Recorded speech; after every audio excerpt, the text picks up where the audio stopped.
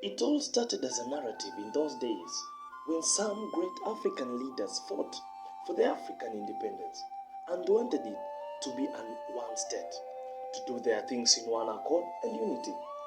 But it came to pass that the latest leaders are the one to achieve for this struggle to see it through.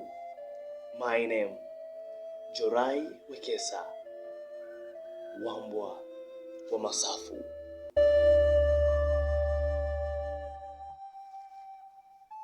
In the recent various African meetings and East African community meetings, it has been seen that various presidents, lawmakers, and scholars from Africa are speaking the same thing.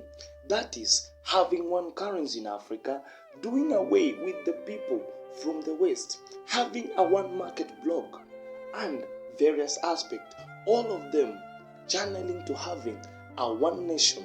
East African leaders being the ones spearheading the agenda strongly under the Ugandan sovereign leader Yoweri Kaguta Museveni. They have already come up with a new deal of one passport that will cut across the East African continent in order to minimize the issues of charges pertaining the passport.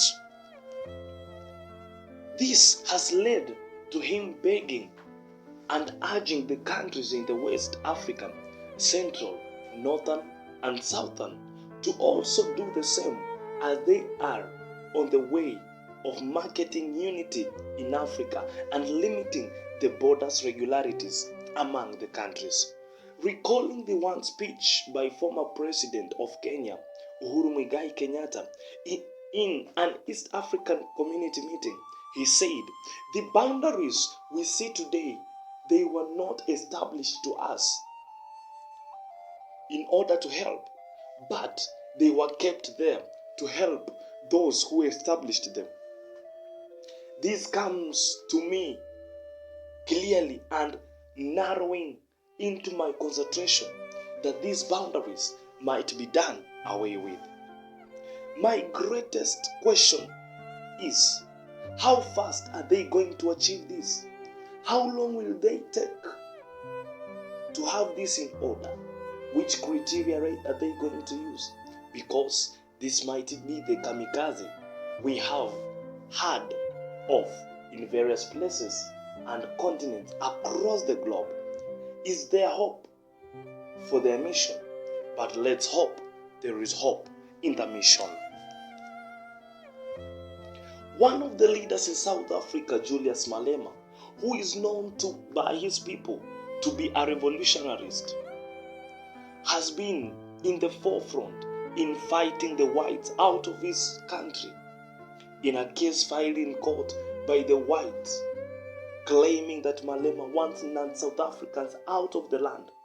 In this case, he had to come out clear that as long as a person is not a South African, but is a Nigerian, a person from Zimbabwe, a person from Mozambique, or any part of Africa, he still remains to be an African and is welcomed in South Africa. But whoever who is not an African but acquired land without any permission or acquired land forcefully is not allowed to be in South Africa or any part of Africa.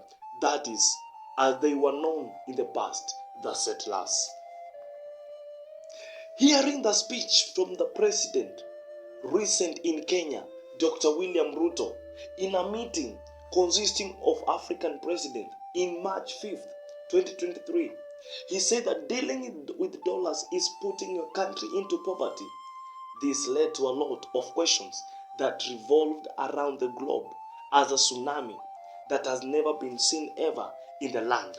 What can be said about this is that Africa wants to use their own currency in completing an international business. One of the African great scholars, known as Pielo Lumumba, who is known across the globe over his speech that he gives out eloquently, he stands firm and says that Africa is the only continent that has 33 currencies with 33 central banks, but its currency cannot accomplish an international business. Meaning that African currencies has no value at all in the world. So, what they need to do is to rise up and make sure that their currency has value. Every leader in the black land is now fighting for their respect, is now fighting for them to be recognized as people in the world. Dr. William Samoei Ruto says again that the West will not summon them as little kids. He said that they are tired of being loaded in a bus as school children, just going to be summoned by a one person. Instead, they are 54 leaders of states in Africa. This was bitter on his side. This must come to an end, and we as blacks, we need to have our respect back. That is what he said. A bigger question to ask is, will the African citizens agree with this? Will they have the same voice as their leaders? Will they take action to support them tooth and nail? This takes me back to the book written by Arthur Jasmine, Married to the Devil's Sons.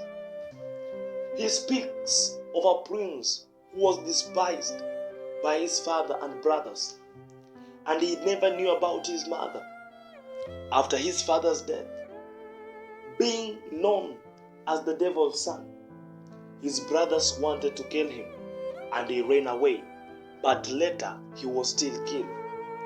This being not enough, he came back to life after some years to claim back the mandate of being the king. He had to take all that it costed because his trusted soldiers were jailed. So he had to save them and started the mission until he took the throne. Though being the devil's son, he ruled humans normally, and the kingdom of Dekresh became the strongest kingdom, and people loved at the same time feared him. What does this mean? African continent was born. The mothers of Africa, no one knows about them. Maybe they are dead and they are watching spiritually. The whites, are they the ones who are the kings? The whites are African brothers. They reject them, for they are different from them, and later killed sons after the death of the father of the land. But now the sons are into life, demanding their respect and not to be summoned as little kids. Wambwa wa Masafu, Jorai Wekesa. Wait.